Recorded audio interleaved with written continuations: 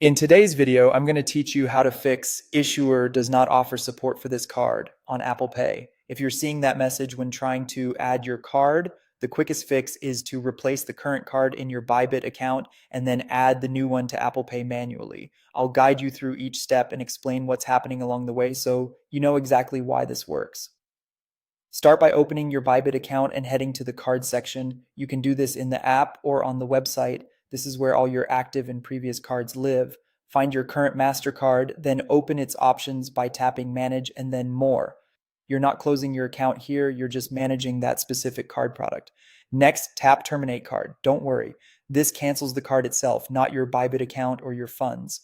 Terminating the card clears the way for Bybit to issue you a fresh card that's more likely to be compatible with Apple Pay.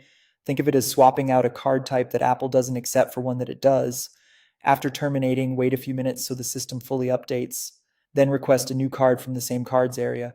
Bybit typically issues replacements quickly, and in many cases, the new one is a Visa, which tends to work smoothly with Apple Pay. You should receive an email with the new card details, often within about 30 minutes. Keep an eye on your inbox, and of course, keep those details secure and private.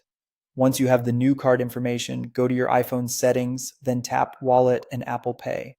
Choose Add Card and then select Debit or Credit Card. Avoid the Bybit Auto option here. Adding the card manually gives you more control and helps bypass the Issuer Not Supported roadblock.